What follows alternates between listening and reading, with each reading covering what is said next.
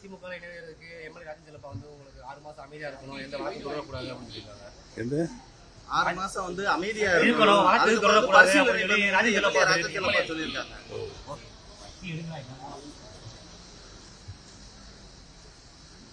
அண்ணன் திரு ராஜன் செல்லப்பா அவர்கள் எங்கே போயிட்டு இருக்கிற மதுரையிலையா?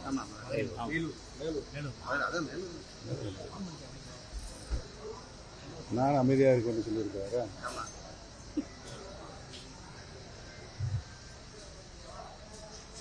என்ன காரணத்திற்காக அவர் அதை சொன்னார் என்று எனக்கு தெரியவில்லை. இந்த பிரச்சனை யாரால், எங்கு, எப்படி உருவாக்கப்பட்டது என்பது அனைவருக்கும் நன்றாகவே தெரியும். விசுவாசத்தை பொறுத்தவரையில் மாண்புமிகு அம்மா அவர்கள் எனக்கு ஒரு நல்ல நற்சான்றிதழ் வழங்கியிருக்கிறார்கள் என்பது அனைவரும் அறிந்தது.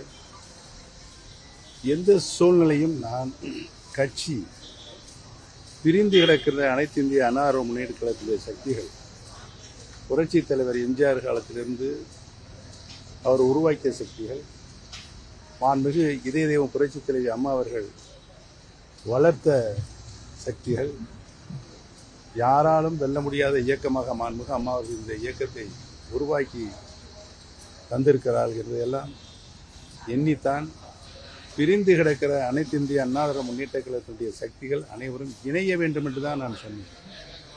ஏதோ யாரிடமும் நான் என்னை அழைத்து கொண்டு போய் யாரிடமும் சேர்க்க வேண்டும் என்று இதுவரை நான் சொன்னதே கிடையாது. ராஜன் செல்லப்பாண்டன் அதை புரிந்து கொள்ள வேண்டும். அவர் எனக்காக சிபாரிசு செய்கிறேன் என்று வேற சொல்லியிருக்கிறார். எனக்காக வேண்டி யாரும் பரிந்து பேச தேவையில்லை. அனைத்து இந்திய அண்ணா திராவிட முன்னேற்ற கழகத்திலே பிரிந்து கிடக்கின்ற அனைத்து சக்தியும் ஒருங்கிணைந்து செயல்பட வேண்டும். செயல்பட்டால்தான்